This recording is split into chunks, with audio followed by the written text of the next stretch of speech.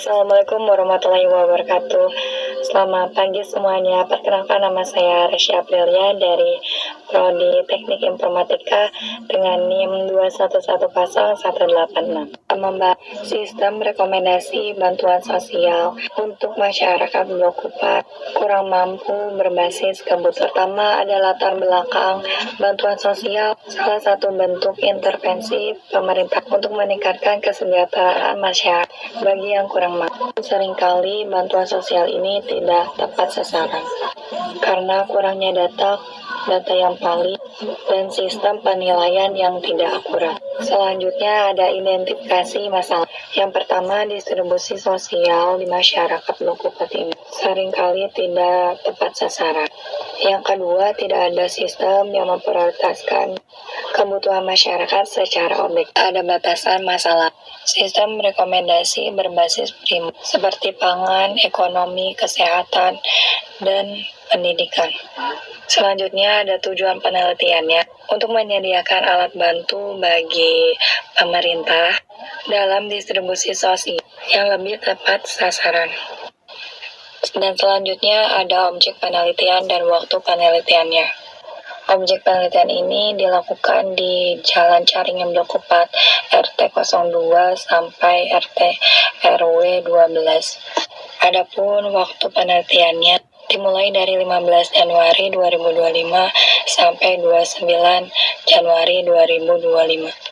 Metode pendekatannya saya mengambil dengan metode MPE yaitu metode perbandingan eksponensial.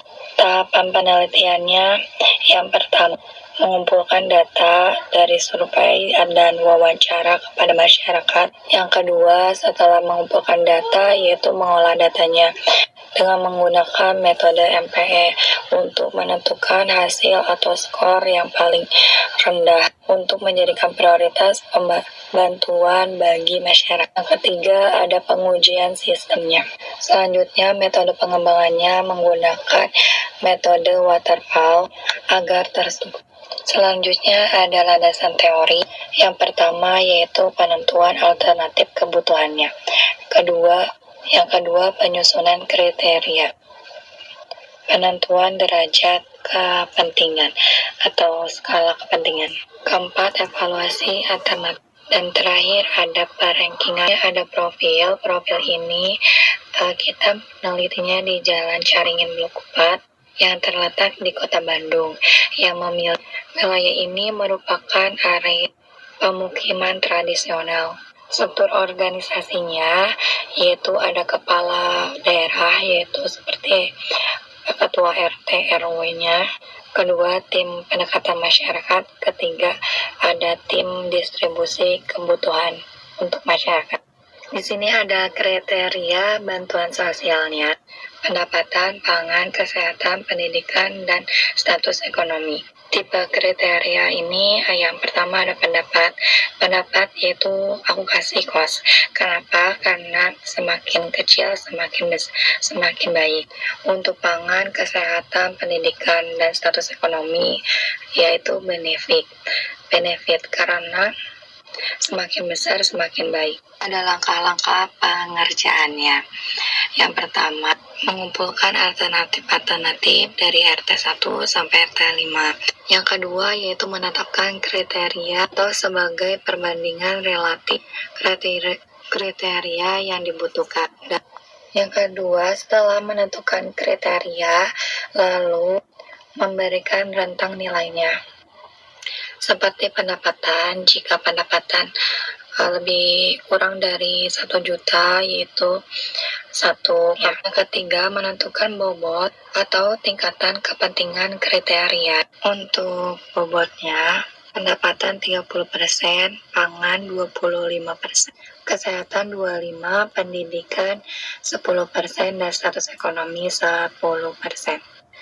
Keempat, menentukan nilai-nilai setiap alternatif masing-masing. Yang kelima, mencari total TN dari masing-masing alternatif dan melakukan perankingan. Nah, di sini kan ada TN1.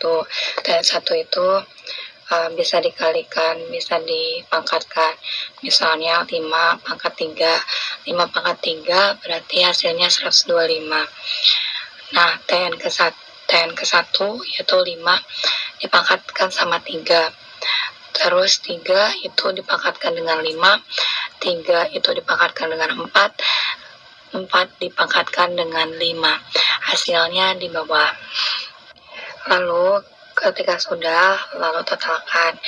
Udah ditotalkan, maka dengan pakai rumus total pangkat tersebut dengan rumus SAM dan melakukan perankingan dari totalnya, yaitu dengan rumus rank. Jadi berdasarkan data yang dikumpulkan dan dihitung dengan metode MPE, warga yang mampu itu yaitu TN3 atau RT3, karena RT3 mendapatkan total yang paling banyak, yang paling tinggi perankingannya, yaitu totalnya 4.557, sedangkan RT04 mendapatkan total atau RT4 mendapatkan total 65, mendapatkan total yang paling sedikit dari pendapatan pangan, kesehatan, pendidikan, dan status ekonomi, dan layak untuk mendapatkan bantuan sosial. Kesimpulan yang diambil yaitu memastikan bahwa bantuan sosial diberikan kepada mereka yang membutuhkan, sehingga mengurangi pemborosan sumber daya. Mungkin itu saja yang saya sampaikan. Sekian dari saya, terima kasih. Jika ada kesalahan mohon dimaafkan. Assalamualaikum warahmatullahi wabarakatuh.